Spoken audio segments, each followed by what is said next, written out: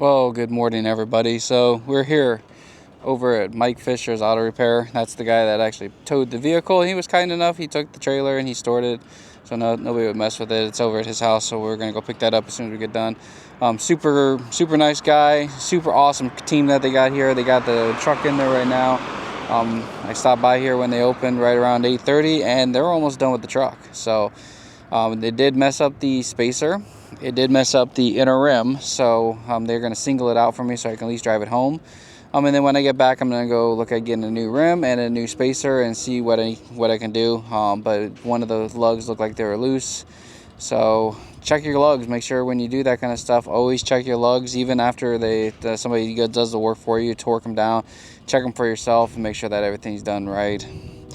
Best advice I can give you guys on that. So we're going to wait for them to get finished up, and then we're going to get the truck and I guess start heading home. So yeah, I hope you guys liked the other video. If you guys need anything, just ask. We're always looking to try to get more information for people, but what type of content everybody likes and whatnot. So yeah, we're gonna wait for the truck to get all finished up and go from there. Okay, so we got the truck. Everything's back up. I'll do some video footage when we stop or when we get back and show you guys the back. Right now it's running 3 tires instead of 4 tires for the dually. So we got 2 on the left hand side and then 1 on the right hand side, because we found the inside rim steel, which was not just messed up from the lug area where it's on. It's like wobbly as shit. So I don't know if that's something that's been going on for a while or not, but we're just gonna replace that steel rim, get that fixed. We gotta replace it anyways, but we're gonna get that fixed. And yeah, so we're gonna get heading home and close this up, I guess. But I'll get some footage as far as what it looks like, and then I'll show you guys the spacer as well too once I get stopped for to get home, and show you guys what kind of damage it did. And make sure you guys are always checking your lugs. So I had checked the outside lugs, but I wasn't even thinking about going and checking the inside lugs.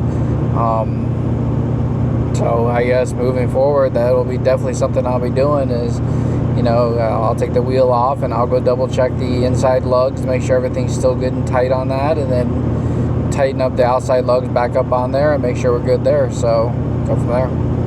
I might actually even look into getting another outer tire, like another outer rim that matches this one, and getting another rim and tire so it's a spare, just because I probably need a spare for the truck. I got one for the car or for the trailer, so probably need to make sure I got one for that too. Yeah, we'll get back to the house and get you guys some more footage, and then we'll call this a trip, a wrap. And something, we learned a lot on it, so that's what it's about, is learning stuff and making corrective action on it and doing what you can to make the next one just a little bit better. So that's all you really can do. It kind of sucked, but lesson learned. And I don't know, they're telling me it's probably the rim. It did have kind of a vibration at the back. I didn't really think too much of it, because it was just a small vibration, so it didn't feel like much. And then later on in the trip it got worse, and as it got worse, that's definitely something that